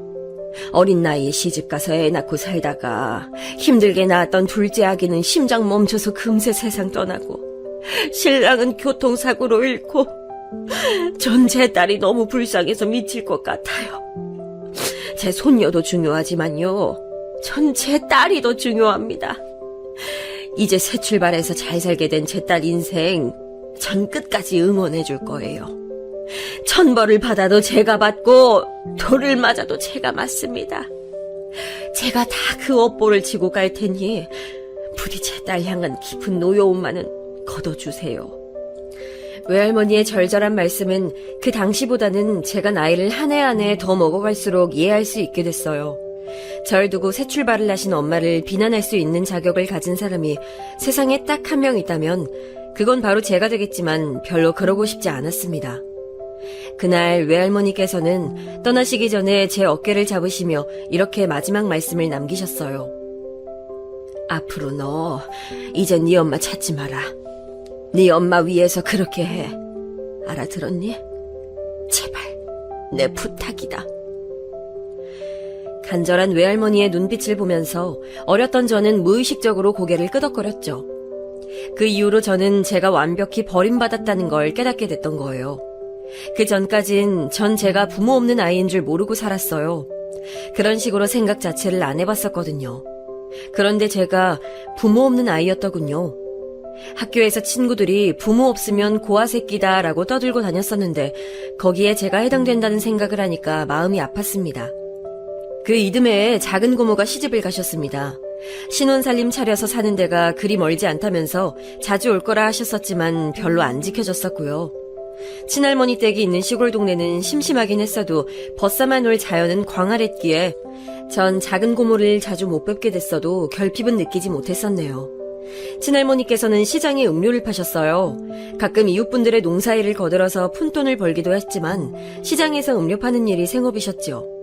전 주말이면 친할머니 따라서 음료를 팔기도 하며 시간을 보냈습니다. 친할머니께서는 늘 저한테 미안하다고 하셨어요. 그렇게 말씀하실 때마다 전 되려 친할머니께 죄송한 마음이 들었죠. 전 친할머니를 따라 누비게 된 시장에서 많은 것들을 보고 배웠던 것 같아요. 시장의 상인분들이 서로 팔아주는 게 신기했었네요. 하루 종일 산나물을 팔아서 손에 몇천 원을 주셨던 어느 할머니께서는 저희 친할머니께로 와서 꼭 커피 한 잔씩 팔아주셨어요. 힘들게 번 돈, 아깝게 번 돈인데도 꼬박 써주셨죠. 그러면서 하셨던 말씀이 바로 이렇게 사는 게 낙이고 사람들이 더불어 사는 모습이라고 하셨어요. 많은 것을 손에 쥐려 하지 말고 정으로 살아간다면 행복하게 살 수 있다고 말이에요. 기껏 힘들게 장사해서 버신 돈으로 친할머니께서는 시장에서 장을 보셨죠. 여러 곳을 들르시며 팔아주셨고요. 어렸을 때는 이런 시장 내의 생리가 살짝 이해하기 어려웠어요. 큰 욕심 내고 서로를 이해해주며 잘하는 분들의 마음이 제가 잘할수록 더욱 이해가 갔고 그런 자세를 배우게 됐었죠. 중학교는 초등학교보다 먼 곳에 있었는데요. 그러다가 고등학교는 아예 친할머니 댁을 떠나서 큰고모 댁에 살며 다녔어요. 큰고모 댁에 산다는 게 어색했고 싫었으나 친할머니의 뜻이 오셨기에 그렇게 했었네요. 이왕 고등학교 다닐 거라면 친구들이 많고 주위 활기찬 곳으로 학교를 다녔으면 좋겠네. 조용한 시골 우물 안에서 학교를 다닌다면 네 학교 생활 재미없어질까봐 이 할미는 크게 걱정이요. 친할머니의 말씀대로 큰고모 댁에서 지내며 고등학교를 다녔기 때문에 그나마 제가 친구들을 많이 사귈 수 있었던 것 같아서 지금 돌아보면 아주 좋은 선택이었죠. 애석하게도 제가 타고난 공부머리가 없었으며 노력이나 끈기도 받침되지 않았기에 대학을 목표로 입시를 하진 않았었고요. 대신에 취업률이 높다고 광고를 엄청 해댔었던 전문대학에 들어갔어요. 운이 좋아서 재학 중간에 3개월간 일본으로 연수도 다녀왔었고요. 꼬박꼬박 돈 모았던 걸로 친할머니의 기념품을 사왔던 게 기억에 남네요. 일본에서 사왔던 것들 중에서 사슴머리가 달린 볼펜도 있었는데 친할머니께선 이걸 너무 소중하게 여겨주셨지요. 볼펜이 하도 예뻐서 눈에 잘 들어온다고 어디에 둬도 볼펜을 찾기 쉽다고 하시면서 좋아하셨어요. 맨날 쓰기엔 아까워서 못 그러겠고 앞으로 중요한 메모할 일이 있을 때만 꺼내서 써야겠다. 에이, 할머니, 그러시다간 볼펜 잉크 다 말라버리겠어요. 일본 놈들이 다른 건 몰라도 물건 하나만은 튼실하게 만드니까 괜찮아. 혹시라도 굳어버리면 뜨거운 물로 잉크 녹여서 써보지 뭐. 우리 손녀가 준 귀한 볼펜 내가 아끼면서 오래오래 쓸 거야. 친할머니와는 소박하게 행복한 추억들이 많았네요. 그래서 저는 자라는 동안 외롭지 않을 수 있었어요. 제가 알지 못하는 아빠의 옛날 이야기도 친할머니랑 고모들께서 많이 해주셨고요. 솔직히 엄마가 보고 싶긴 했었어요. 마지막 모습이 자꾸만 아른거렸죠. 아, 그때 마지막인 줄 알았으면 인사했을 텐데 외할머니한테 편지라도 전할 걸, 이런 생각들로 아련해지다가 어느 때는 갑자기 화가 나서 복수하는 망상을 하기도 했었네요. 그러나 엄마의 인생이 따로 있음을 조용히 받아들였습니다. 이력서의 가족관계에서 부, 모, 형제 아무것도 없는 게 씁쓸하긴 했으나 저는 수수한 인생의 소유자라서 그런가 취업할 때 이런 이미지 덕분에 도움이 된 것 같아요. 제가 평범하고 무난했거든요. 면접관이 대놓고 저한테 무리 안 일으키게 생겼다고 평가했던 걸 보면 인상이 통했던 거죠. 대학 친구들은 다 취업해서 고전했는데 전 원하던 기업의 사무직으로 한 방에 들어갈 수 있었어요. 대형 제조 공장이었는데 여기 딸린 사무직 일이었고요. 그런데 제가 만만해 보였나 봐요. 저를 향해서 반말은 기본이었죠. 친할머니께서는 시장에서 음료 파는 일을 하신다고 했더니 저보고 사무실 커피 담당을 하라고 했어요. 앞으로 제가 커피 타고 각종 식기 설거지 해야 된다고 했어요. 그리고 참 어이가 없었던 건 저에게 복장 규제를 했었던 거예요. 바지를 입으면 안 된다고 하더군요. 지금 생각하면 억울하고 화가 나서 그때 과거로 돌아가서 그 사람들한테 욕 한 바가지 날리고 저를 그곳에서 빼오고 싶을 따름이에요. 그런데 당시에는 사회 초년생이었고 나이도 어렸고 원체 소심했고 분쟁 일으키는 걸 싫어하는 성격이라 참았었죠. 말싸움하기 싫어서 져주는 사람이 바로 저였거든요. 성격 자체가 소심한 편이고 분란 만드는 거 싫어하는 분들 계시죠? 제가 그랬어요. 사무실의 남자부장이 저한테 구체적으로 치마 길이도 지시했었습니다. 똑바로 섰을 때 무릎만 딱 보이는 기장의 치마를 입어. 무릎 가리고 내려오면 답답해 보이고 허벅지가 보이면 너무 짧으니까 가타부타 많이 나올 수 있거든. 아, 그리고 상의는 펑퍼짐한 거 입지 마. 되도록이면 몸에 달라붙는 걸 입는 게 낫지. 아, 어린 나이에 싱그러운 미모를 뽐내야지. 감추면 안 되는 법이야. 정말 나쁜 어른들이었어요. 자기들 구두 닦는 것도 저한테 시켰습니다. 맨날 저에게 연애 이야기 물어보고 참견을 해댔고요. 그런 질문 들을 때 제 나이가 23이었는데 어쩜 어린 여자애한테 그러고 싶었을까 싶네요. 이악 물고 참으면서 다니다가 서울로 취직했어요. 자취방은 경기도였고요. 같은 대학 나온 친구랑 연락이 닿아서 돈 아낄 겸 같이 살기로 했었네요. 신기한 게 걔는 대학 다닐 때 성격이 안 맞아서 안 친했던 애였어요. 전 조용하고 재미없는 애였고 걘 꾸미는 거 좋아하고 놀러 다니던 애였거든요. 걘 무조건 서울에서 살고 싶어서 상경한 경우였죠. 자기 집에서 돈을 보내주긴 하는데 아끼고 싶다면서 저랑 자취하자고 먼저 그러길래 제가 받아들였던 거예요. 저는 그 망할 전 직장 다니면서 돈을 꽤 모아놨었네요. 고모들께서 친할머니께 지원을 해주셨으니 저는 제 돈을 모을 수 있었던 거예요. 약간의 과장을 보태자면 한 푼도 안 쓰고 모았어요. 그게 습관이 돼서 친구랑 살면서도 돈 계산 잘 하면서 저축을 해댔고요. 친구는 저를 보면서 사치 안 하는 걸 배웠죠. 첫인상과 다르구나 하는 걸 느낀 계기였네요. 저는 서울에서 다니게 된 직장을 1년 6개월 재직하다가 이직을 했어요. 친구랑은 월세 계약 기간인 2년을 채우고 갈라섰죠. 전 이제 새로 살 집을 구해야 했는데 그때 친할머니께서 저에게 놀라운 말씀을 해주셨어요. 월세로 또 살 생각하지 말고 웬만한 매물 보이거든 차라리 집을 사둬라. 내가 없는 재산이 남아 짤짤 털어서 우리 손녀가 집 사는데 보태줄 테니까. 작은 집이라고 어찌됐든 네 이름으로 하나 마련했으면 해. 생각도 안 하고 있었던 부분이라서 너무 당황스러웠는데 고모들께서 말씀하시기를 친할머니께선 원체 시골분이라서 그런가 월세 개념에 어둡고 박하시다 했어요. 집은 내 집에서 사는 게 집이다 라고 생각만 하시지 남의 집에서 다달이 돈 주고 사는 건 취급을 안 하셨던 것이죠. 전 고모들의 도움을 받아서 정말로 집을 구매했어요. 이삿짐을 풀고 나서도 안 믿겼죠. 한동안은 매일같이 내 이름으로 집이 있다고? 이런 생각을 했었으니까요. 실감이 안 났네요. 아담한 집이었으나 혼자 살기엔 넉넉했고 대출 빚이 생겼지만 갚으면서도 그저 행복했어요. 집이 있다는 게 이토록 즐거운 줄 몰랐네요. 새 직장도 열심히 다니고 있던 와중에 같이 살았던 친구가 저한테 남자를 소개시켜줬어요. 제가 알뜰살뜰하게 사는 것을 지켜보면서 감명을 받았던 그 친구가 얼굴 괜찮게 생긴 남자 소개가 자기한테 들어온 것을 저에게 넘긴 거예요. 자기는 새로 남자친구가 생겨서 사귀고 있는 와중이라면서 그렇다고 그 남자를 흘려보내기엔 아까우니까 저라도 한번 만나보라고 했었죠. 사람 인연이란 이렇게 스치고 꼬이고 엇나가고 그러는 것인가 봅니다. 어쨌든 그 인연 저한테 왔었지요. 연애 끝에 제 남편이 되기도 했었고요. 3살 연상의 남편이 초반부터 전 마음에 들었어요. 왜냐하면 제가 양친이 다 안 계신다고 말을 했을 때 남편이 되게 덤덤한 반응을 보였었거든요. 불쌍하단 시선도 아니었고 당황한 기색도 아니었어요. 그냥 표정이 충분히 그럴 수도 있다고 말하는 느낌이었네요.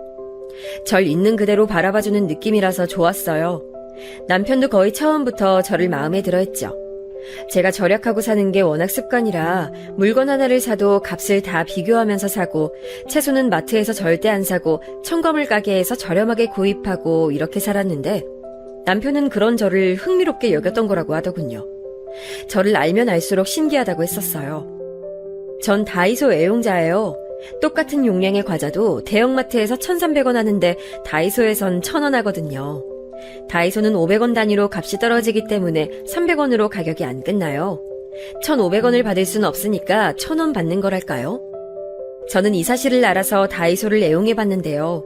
남편은 제 덕분에 새로운 사실들을 알게 됐다며 재밌어했고 저랑 결혼하면 알뜰살뜰하게 살 것 같다 그랬어요. 사치와 낭비가 심한 명품 좋아하는 여자들하고 넌 다른 것 같아. 사은품으로 받은 에코백을 활용하고 다니는 널 보면서 많은 걸 느꼈고 내 스스로를 돌아보기도 했어. 너랑 결혼한 남자는 행운을 잡는 거야. 이왕이면 나는 내가 그 행운을 잡았으면 좋겠는데. 남편이 처음 결혼 이야기를 꺼냈을 때 저희는 다이소 매장 앞에 횡단보도에서 초록불을 기다리고 있던 와중이었죠. 전 거창하게 살아온 적이 없었기 때문에 그런 순간들이 구질구질하다고 생각조차 안 해봤어요. 그냥 그 진심이 느껴져서 좋았을 뿐이었죠. 시간이 더 지나서 전 남편하고 결혼하게 됐어요. 네 집에서 신혼생활 생각하고 대출빚 남은 건 내가 갚는 걸로 하자. 그리고 네 집 나랑 공동명의로 돌리는 거야. 괜찮은 생각이지? 남편이 너무 아무렇지도 않게 말을 꺼내서 하마터면 홀라당 넘어갈 뻔했는데 고모들이 기를 쓰고 반대해서 공동명의로 안 했었어요. 고모들께서는 대출빚을 싹 다 갚고 나서 공동명의를 하든지 말든지 하라고 처음부터 공동명의를 하고 결혼하는 건 절대 안 된다고 못을 박으셨습니다. 제 집은 고모들께서 도와주신 덕에 마련할 수 있었던 것이기 때문에 전 고모들의 의견을 따르기로 했었고요. 시아버지께서는 제가 고아라는 것에 난감해하셨어요.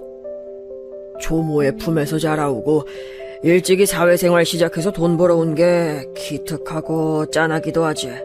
근데 왜 하필 결혼 상대로 점 찍은 게 우리 아들인가 싶기도 하고 심경이 복잡하구나. 아주 솔직하게 말씀을 해주셨었네요. 저라는 사람 자체로 보자면 열심히 살아온 대견한 존재지만 막상 당신의 아들 짝인 며느리로 들이자니 속이 상하신 거였죠. 남편한테는 형이 있었어요. 둘이 나이 차이가 좀 나는 편이었죠. 6살 차이니까요.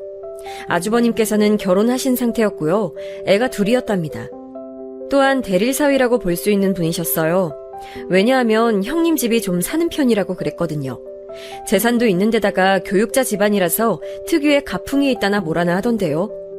남편이 한번 저한테 귀띔을 해준 바로는 형님네 집안에서 시어머니를 별로 안 좋아한다고 하였습니다.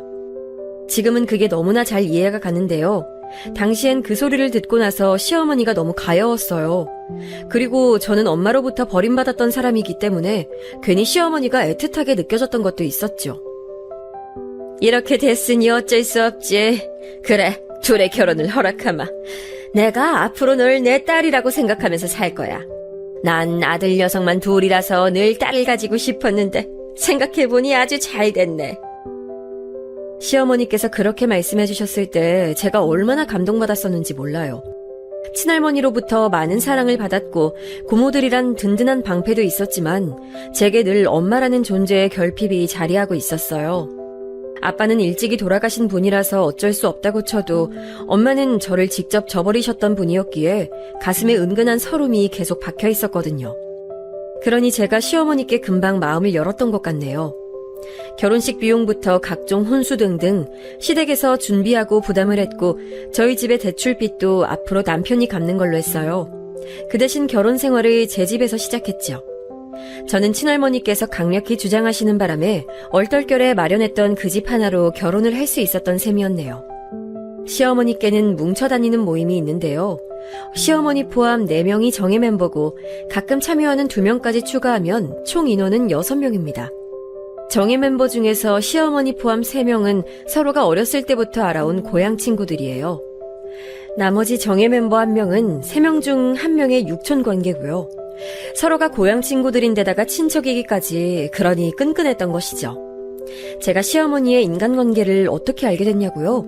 시어머니께서 하도 그분들과 자주 어울려 다니시는 것도 모자라서 결혼한 지 한 달 만에 저를 그분들에게 눈도장 찍게 만드셨기 때문이에요.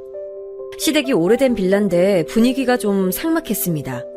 집은 넓은데 전체적인 색감이 어두운 편이었고 구조도 옛날 구조였죠. 그런데 제 집은 남향이라서 그런지 항상 밝았어요. 아담한 평수이긴 해도 구조가 원체 잘 빠져서 답답한 느낌이 없었고 무엇보다 세련된 분위기였죠. 시댁 돈으로 마련한 가전제품들 구경을 한다는 명목으로 시어머니께서 정예 멤버들을 이끌고 제 집, 그러니까 신혼집에 방문하셨어요. 어머어머, 밖에서 보는 것보다 내부가 더 예쁜 집이네. 이런 곳 카메라로 찍으면 더 넓게 나오는 거 알지? 알지. 요즘에 인기 많은 프로그램 집 보러 다니는 예능. 그런데 이런 집 나오면 알짜배기 매물 취급받을 거야. 구해줘 홈즈, 나 그거 잘 보잖아. 아우, 이 정도 집이면 작아서 그렇지 신혼부부가 살기 나쁘지 않은 건데, 아우, 집 한 번 잘 샀네. 저렴할 때 잘 샀다. 투자하는 눈이 있나 봐.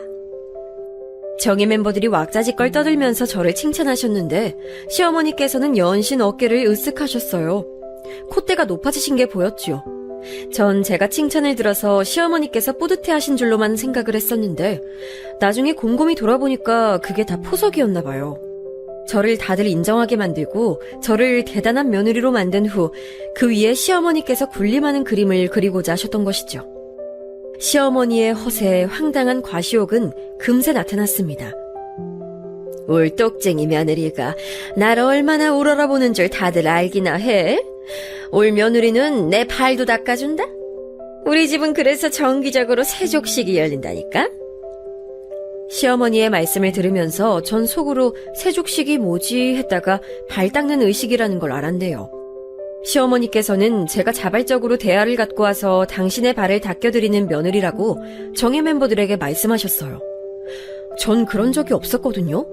그런데 반박할 새도 없이 정예 멤버들이 저를 초롱초롱한 눈으로 바라보면서 하나같이 세상에 어디서 이런 며느리를 구했대? 복 받았네, 복을 받았어.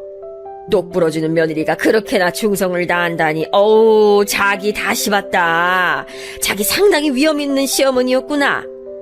그러게나 말이야. 맏며느린 부자인 대신에 싸가지가 더럽게 없더만 이번엔 참한 며느리로 새로 잘 들였네.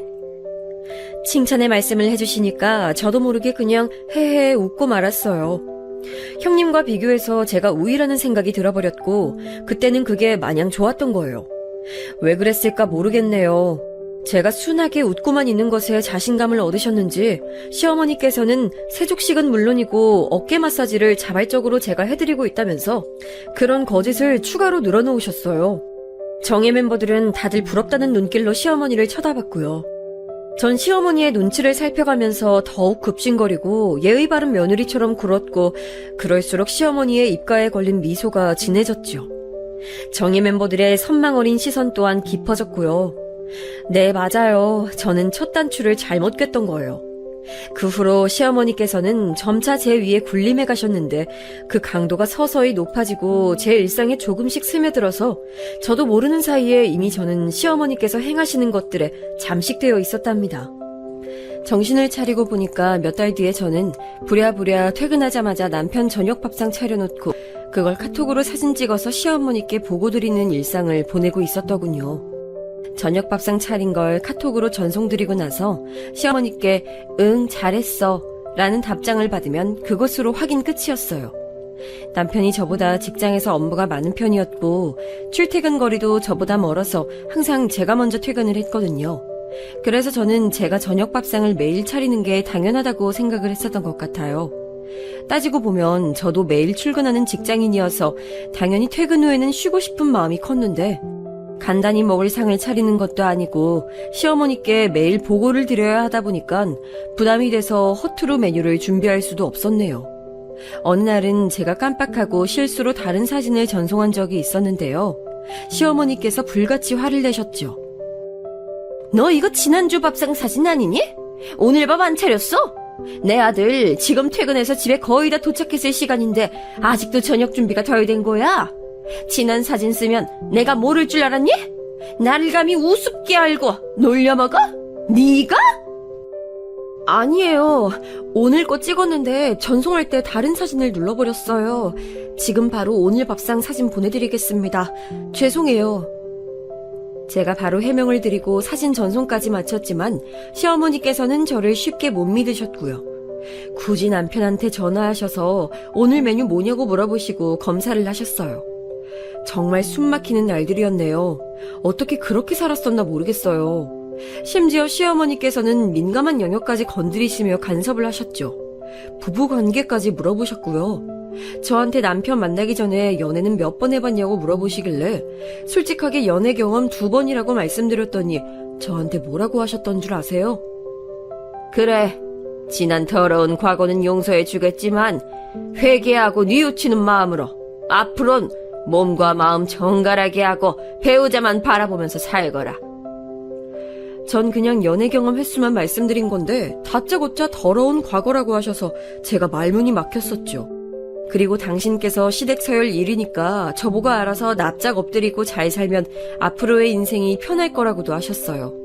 시어머니의 간섭은 노골적이고 불쾌했으며 절 자꾸 부려먹으려고 드셨지만 희한하게도 말씀은 엄하게 하시면서 꼭 마지막에는 제 머리를 쓰다듬으시면서 아이고 착하다 이렇게 끝을 맺으시니까 제가 헷갈렸던 것 같아요. 시어머니께서 저에게 행동하시는 모든 것들이 애정에 기반한 것들이라고 자꾸만 믿고 싶어졌던 거예요. 저한테 막말하시는 것도 진짜 가족이라서 그러시는 줄로 생각이 됐고요. 만약에 날 편하게 생각 안 하셨으면 못 그러셨을 텐데 이런 식으로 생각했었네요. 가끔은 네가 내 딸로 태어났으면 어렸을 때 예쁜 옷 많이 입혀봤을 거라고 그런 식으로 말씀을 하셔서 제가 소소하게 감동받았었고요. 그러고 보니까 시어머니께서는 저에게 옷에 좋다는 말씀을 참 많이 해주셨네요. 날씬해서 옷빨이 잘 받는 거니까 몸매 관리 잘하라고 당부하셨었죠. 어느 날은 저한테 밑도 끝도 없이 임신한 거냐고 물어보셨었는데요. 임신이요? 아니요, 아직 소식 없어요. 근데 그건 갑자기 왜 물어보세요, 어머니? 너 그거 확실해? 정말로 임신한 거 아니야? 네, 그럼요. 저 이번 달에 생리도 했는데요. 절대 임신은 아닌데 왜 그러시는 건지. 그럼 뱃속에 애가 들어선 것도 아닌데 이 뱃살들은 뭐니? 너 요즘에 살찐 거 본인은 못 느끼고 모르고 있었나 보지? 철저하게 관리해. 미관상 좋지도 않게 살쪄봤자 뭐 하등 쓸모가 있다고. 제가 확실히 부정해드렸더니 갑자기 손을 훅 뻗으셔서 제 옆구리를 꼬집으셨어요. 이렇게 살이 잡히는 게 말이 되냐면서 혀를 끌끌 차셨네요. 제가 사회생활을 워낙 쓰레기 같은 소굴에서 시작했던지라 별 이상한 어른들을 다 겪었었기에 시어머니의 이런 지적과 행각이 되게 잘못된 거라고까진 생각 못했었던 것 같아요. 그런 면에서의 상황 판단력이 제가 남보다 둔했던 듯 싶네요. 제가 간식을 먹는데 취미 들여서 그렇다고 먹는 거 조절하겠다고 말씀드린 이후로 며칠이 지났을 때였는데요. 시어머니께서 뱃살을 확인하시면서 저보고 옷을 위로 들어올리라고 하셨어요. 전 얼떨결에 배를 보여드렸는데 시어머니께서는 몇 발짝 뒤로 가시더니 제 허리 라인이 어쩌고 저쩌고 평가를 하시면서 한숨을 작게 쉬셨습니다. 이렇게 보니까 몸에 비해서 허리가 별로네. 너 혹시 우리 몰래 아이라도 한번 낳았던 건 아니겠지? 네? 무슨 말씀을 그렇게 하세요? 그럴 리가 없잖아요. 말도 안 되는 소리를 하시니까 저 지금 너무 당황스럽고 놀랍고 그렇네요, 어머니. 뭐 그렇게까지 사색이 될 거 있니? 그냥 해본 말인데. 네 친엄마가 너 낳고도 애 없는 척하면서 새로 시집갔었다며. 모전 여전이라고 네가 그런 네 친엄마 닮았을까봐 노파심에 물어봤다. 그 자리에서도 너무 당혹스러웠는데 상황이 지나고 나서 곱씹어 보니까 뒤늦게 수치심이 밀려오더라고요. 전 시어머니를 제 어머니 같은 분이라고 속으로 생각하며 따르고 있었던 건데 시어머니께서는 난데없이 저희 엄마를 들먹이신 것에 어떻게 이걸 받아들여야 할지 모르겠더라고요. 여태까지 속으로 그런 생각을 하시면서 저를 바라보셨던 것일까봐 마음이 너무 복잡했어요. 이러저러한 일들이 있었다고 남편한테 얘기를 전하면서 중재 좀 해달라고 했습니다. 남편이 시어머니의 아들이니까 나서주는 게 당연하다고 생각을 했었고요. 근데 남편은 떨떠름한 기색으로 반응했었죠. 내가? 중간에서 내가 왜 중재를 해야 돼? 너 우리 엄마랑 나보다 더 가깝게 잘 지내고 있었던 거 아니었어? 중재는 무슨... 너 알아서 해결해. 그리고 누가 몸매를 냉철하고 객관적으로 지적해주면 몸매 관리에 도움되고 좋은 거 아니야? 도움되고 좋은 거를 떠나서 오빠, 어머니가 나한테 애 낳아본 거 아니냐고 그런 말씀도 하셨단 말이야. 나 그런 소리까지 들으니까 정말 많은 생각이 들더라. 앞으로 어머니 뵐 때마다 그 발언 계속 생각날 것 같고 진짜 속이 답답해. 난 네가 더 답답하다. 너 출산해본 적 없잖아. 네가 떳떳하면 될 일이지 뭘 그렇게까지 속에 담아두고선 두고두고 신경을 쓰려고 해. 그냥 잊어버리면 될 것을. 남편이 너무 심드렁하게 나오니까 제가 혼자 예민하게 구는 건가 싶어서 헷갈렸네요. 그리고 남편은 자꾸 자기가 느끼기엔 시어머니와 제가 가깝고 친해 보인다고 했어요.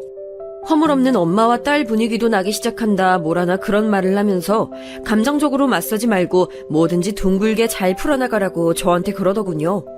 제가 아랫사람이니까 상황마다 한 번씩 참으면 전부 다 둥글게 잘 흘러갈 거라고 그랬어요. 그리고 저에게는 상대방의 말을 비꼬아서 듣는 재주가 있으니까 그런 걸 버린다면 좋은 성격이 될 거라고도 했었고요. 지금 생각해보면 어처구니가 없는 조언이었죠. 그딴 것도 조언이라고 저한테 해줬었던 것인지 그저 어이가 없을 따름입니다. 그 당시에는 왜 남편한테 제대로 못 따졌었는지 모를 일이에요. 전 시어머니를 아무렇지도 않게 대할 자신까지는 없어서 전전긍긍을 하고 있었건만 정작 시어머니께서는 너무나도 태연하게 평소처럼 제게 연락을 하셨고 행동을 하셨어요. 그래서 저도 물 흐르듯이 원상복귀가 됐었죠. 그 후로 며칠 뒤였어요. 시어머니께서 저한테 퇴근길에 들르라고 하셔서 간 곳이 있었습니다. 그곳은 시어머니께서 당신의 모임 멤버들과 함께 식사를 하고 계신 식당이었어요. 모든 멤버가 다 모여서 테이블 인원이 6명이었죠. 올 며느리 왔네? 내 얼굴 보고 가겠다고 자꾸 떼를 쓰길래 퇴근길에 시간 되면 잠깐 들르라곤 했는데 정말로 올 줄이야. 집에 들어가서 우리 아들한테 저녁밥 차려주기에도 바쁠 텐데 이렇게 짬을 내서 나도 보러 오고. 역시 올 며느리가 최고다. 시어머니께서 호호 웃으시며 말씀을 하시자 전 어색한 표정 관리를 하며 그 멤버들에게 인사를 했습니다. 다들 며느리가 헌신적이네 이러시면서 반응을 보이셨죠. 시어머니의 맞은편에 앉아 계셨던 분은 얼굴에서부터 이미 부럽고 신기하다는 기색이 확 드러나 있었어요. 시어머니와 저를 번갈아가며 쳐다보는 눈빛에서 그런 게 느껴지더군요. 결국은 헛기침을 하시면서 그분이 시어머니를 향해 이렇게 말씀하셨었죠. 우리 며느리는 내가 전화하면 무조건 안 받고 꼭 몇 시간이 지나서야 나한테 카톡으로 전화하셨었네요, 무슨 일이세요, 이런 거 보내는 수법이나 쓰는데 넌 참 말을 잘 듣는 며느리를 들였네. 우리 며느리가 이랬으면 내가 소원이 없겠다. 걘 여전히 네 전화 씹고 그러니? 단단히 교육 좀 시켜라 제발. 울 며느리 봐, 나한테 무조건 충성하잖아. 부르면 오고 가라면 가고 웬만한 개보다도 더 맹목적이야. 걔는 사료값이 들지만 울 며느리는 돈을 벌어오니 비교조차 안 되지만 울 며느리가 정성스레 내 발까지 씻겨준다는 건 들어서 알고 있지? 시어머니께서 신나게 주절거리셨고 다른 사람들은 전부 부러움에 가득 찬 표정으로 그런 시어머니의 말씀을 경청했습니다. 전 민망하게 옆에 서서는 낯뜨거워지고 있었죠. 창피하더라고요. 말씀 도중에 시어머니께서 호호 웃으시며 손으로 제 등짝을 몇 대 치실 때는 모멸감마저 느꼈지만 이 분위기를 깨면 안 될 것 같아서 멍청하게 억지로 웃고만 있었네요. 그리고 속으로 생각했죠. 시어머니께서는 당신의 모임 멤버들 앞에서 며느리 꽉 잡고 사는 시어머니라는 걸 과시하는 걸 너무나도 좋아하시는 게 분명하다고요. 우리 아들은 말이야, 회사에서 능력 인정받아서 항상 바빠. 퇴근도 정시에 못한다니까. 우리 아들 찾는 사람이 그렇게 많다네? 그러니까 우리 며느리가 매일 정성 들여서 저녁 밥상 딱 차려놓고 우리 아들 기다려주다 보더라고. 우리 아들이 하도 회사에서 일 많이 하고 고생하는 거 아니까. 우리 아들을 채간 게 엄청난 행운인 것을 우리 며느리가 본인이 가장 잘한다니까. 시어머니의 말씀에 쓴웃음이 나왔었죠. 결혼 전에는 그 행운이라는 말, 남편이 저를 향해서 썼던 표현이었거든요. 근데 이제는 입장이 반대가 돼서 시어머니께서 저의 급을 낮추는데 행운이라는 말이 사용되고 있다니 정말 기분이 묘했네요. 애써 참아 누르면서 자리를 떴던 그날이 지나고 전 시어머니께 말씀을 드렸어요. 다른 사람들 있는 데서 자꾸 멋대로 만들어내신 제 이미지로 거짓말하시고 저를 깎아내리시는 것 같아서 마음이 좋지 않다고 말이죠. 전 과연 시어머니께서 어떻게 나오실까 걱정을 했었는데 의외로 인정을 하시더라고요. 너도 눈치챘겠지만 내가 친구들 앞에서 자꾸만 자랑하려고 드는 버릇이 있어. 안 그러면 그 친구들이 날 죄다 무시하는 걸 어떡하니? 내가 널 얕잡아보고 그러는 게 아니라 그냥 친구들 앞에서 기 안 죽고 싶어서 그러는 것뿐이니까 마음 착한 네가 이해해주렴. 설마 내가 너를 딸처럼 여기고 있는데 함부로 보고 있을까봐? 아유, 절대 아니야. 네가 인성이 나보다 낫잖니. 너 그러니 나 좀 봐준다면 좋겠구나. 그런데 그 인정이 인정이긴 한데 뭔가 캥기는 게 있는 인정이었어요. 결과로 따져봤을 때 저한테 하등 좋은 효과가 없었다는 것이죠.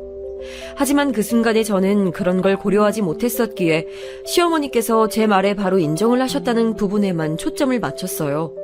게다가 저를 딸처럼 보고 계신다고 하니까 제가 또 흐뭇해져 버렸던 것이죠. 바보같이 네 알겠어요 이런 대답이나 했던 것으로 기억이 나네요. 하지만 그건 명백한 실수였고 그 이후로는 시어머니께서 아주 노골적으로 저를 깔아뭉개셨네요. 저한테 하셨던 발언 중에서 가장 인상적이었던 것은 집에서도 편하게 퍼질러 있을 생각 말고 머리도 단정하게 하고 옷도 펑퍼짐한 거 입지 말라는 것이었어요. 이유를 여쭤봤더니 제가 집에서 너무 아무렇게나 하고 있어서 남편이 속상해하고 있다고 하시더라고요. 이건 또 무슨 소린가 했었네요. 제가 집에서 머리 아무렇게나 편하게 고무줄로 질끈 묶고 목 늘어난 티셔츠에 잠옷바지를 입고 침대나 소파에 퍼질러져 있는 모습을 보면 남편이 불만이라도 느꼈었나 봐요. 그걸 시어머니께서 고스란히 일러바쳤더군요. 여자로서의 매력이 빨리 없어지기라도 하면 어떡할 거니?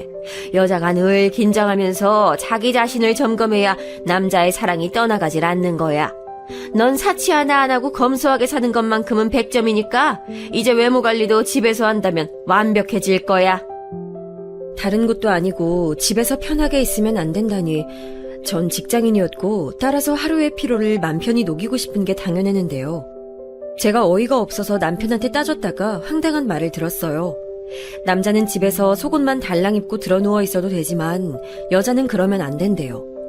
너무 스스로를 다 드러내놓고 있는 건 조신해 보이지 못한다고 했어요. 시어머니나 남편이나 제가 어렸을 때 다녔던 망할 직장의 남자 상사들이나 전부 사고방식이 역겨운 면에서 흡사했던 것 같네요. 그러던 중에 대망의 일화가 터져버렸죠. 제가 연차 남은 게 많아서 평일날 쉬었거든요. 시어머니께서 이걸 아시고는 모임 정예 멤버들이랑 저희 집에서 밥 먹고 싶다고 하셨어요. 며느리가 자기 집에 모셔서 밥 차려준다고 이미 그런 식으로 정예 멤버들한테 다 자랑을 해놨다면서 한 번만 부탁을 들어달라고 하셨습니다. 그날 일정이 있었던 것도 아니라서 알겠다고 그랬어요. 저희 집에서 이른 점심을 드시고 나서 드라이브 나들이로 카페에 가신다고 하셨어요. 그래서 저는 당일 아침에 일찍 음식을 준비하면 된다고 생각했었죠.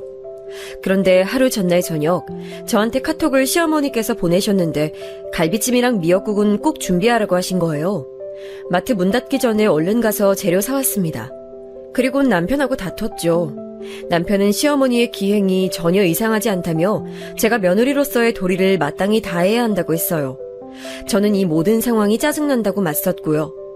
싸우고선 따로 잠들었다가 문득 갈비찜 양념을 재넣어야 한다는 생각이 들었어요. 이른 새벽에 일어나서 양념부터 만들고 고기에 핏물 빼서 재워놨죠. 갈비찜에 미역국이라니, 거기에 각종 반찬들까지. 이건 생일상이 아니라 수라상은 되는 듯 싶었습니다. 남편은 툴툴대면서 출근했고 시간이 되자 시어머니께서 정예 멤버들을 이끌고 도착하셨는데요. 어깨에 힘 빡 들어가신 게 보이더라고요. 저한테 본인 가방을 내미시길래 얼떨결에 받았더니 이어서 본인 외투까지 벗어서 저한테 넘기셨어요. 제가 본인의 전용 비서라도 되는 줄 아셨나 봐요. 꾹 참고 가방이랑 외투 정리했네요. 음식 준비한 노력이 아까워서라도 즐거운 식사 시간을 갖고자 했습니다. 그런데 잘 드시고 있는 줄 알았던 시어머니께서 젓가락을 탁 내려놓으시면서 분위기가 반전됐죠. 아우, 갈비찜 양념이 왜 이렇게 짜니? 집에서 하는 갈비찜은 색깔도 좀 연하고 간도 슴슴해야 고급진 맛이 나는 건데 이건 뭐 밖에서 대충 냉동갈비 떼와다가 조미료 양념 버무려서 만든 식당 갈비찜 먹는 기분이네. 너 이거 혹시 만든 거 아니고 어디서 사온 거니? 아니에요. 제가 직접 다 만들었어요. 밥이랑 먹을 반찬으로 생각하고 만들었더니 간이 좀 셌나 봐요. 이래서 부모 없는 것들은 안 돼. 다른 것들은 감출 수가 있어도 부모 아래 살면서 자연스레 습득하는 것들은 알질 못하니까 부모 없는 티를 감출 수가 없게 되는 거지. 에라이, 에휴. 시어머니께서 턱을 치켜들며 오만하게 말씀하셨고 제 인내심이 바닥난 건 그 지점이었어요. 벌떡 일어난 제가 수저를 시어머니께 날렸습니다. 그리고 놀란 시선들이 제게 꽂힌 걸 느끼며 크게 외쳤죠. 꺼져! 내 집에서 당장 꺼져! 네 시녀들 데리고 꺼져버려! 네 모질이 아들도 금방 네 곁으로 돌려보내줄 거니까 아쉬워 말고 지금 당장 다 꺼져버리라고! 저는 빠르게 걸음을 옮겨서 시어머니의 외투와 가방을 챙겼고 그걸 베란다 밖으로 집어 던졌어요. 그러자 시어머니께서 비명을 지르셨죠. 정예 멤버들도 혼비백산이 되어서는 각자 짐을 챙기기에 바빴습니다. 저는 사색이 된 시어머니를 향해 손으로 현관 쪽을 가리켰어요. 아직도 안 꺼졌어? 당장 네 아들하고 이혼할 거니까 두 번 다시 볼 일은 없을 거야. 짧은 인연 정말 더러웠습니다. 잘 가세요. 제 기세에 눌린 시어머니께서는 분하다는 듯이 입술을 꽉 깨물면서도 차마 반박하지 못하시고 집을 나가셨죠. 모두가 떠난 후 저는 현관문을 꼭꼭 걸어 잠그고선 한참 동안 몸을 떨었어요. 태어나서 그런 식으로 굴어본 게 처음이었어요. 남한테 감정적으로 소리 질러 본 적도 처음이었기 때문에 큰 잘못을 저지른 것 같아서 몸이 계속 떨렸습니다. 그런데 진정이 되고 나니까 후회되지 않는다라는 생각부터 들더군요. 제 행복을 늘 빌고 계시는 친할머니를 위해서라도 더 이상 저 자신을 낮추며 살고 싶진 않았어요. 집으로 온 남편이 저한테 윽박을 지르는 모습에 솔직히 무서웠고 겁도 났지만 용기를 끌어모아서 이혼 선언을 했습니다. 그간 제가 당해온 것들만 모아도 충분히 증거가 된다면서 맞섰어요. 그랬더니 남편이 꼬리를 내렸죠. 시어머니께서 저한테 내 행동이 너무 오바스러웠다며 사과를 하셨지만 전 거절했습니다. 이젠 아무한테도 끌려다니고 싶지 않았어요. 그 후로 복잡한 과정이 있긴 했지만 결국 이혼했어요. 친할머니와 고모들께서는 저에게서 대략적인 자초지종을 들으신 후 이혼하길 100번 잘했다고 해주셨죠. 성급했던 결혼으로 걱정 끼쳐드린 것 같아서 너무 죄송했네요. 전 시어머니와 전 남편이 얼마나 정신나간 작자들이었는지 시간이 흐르면서 더 깨닫게 됐어요. 그 인간들 덕분에 제 집의 대출 빚을 다 갚았으니 그나마 위안을 삼아야 할까요? 참고로 그 집은 부동산 가격이 천정부지로 뛰었을 때 팔아버렸어요. 안 좋은 결혼 생활의 흔적이 남아있는 곳 파는 게 낫다고 고모들이 그러셨거든요. 다른 위치에 집을 샀는데 너무 잘한 선택이란 생각을 하며 살고 있답니다.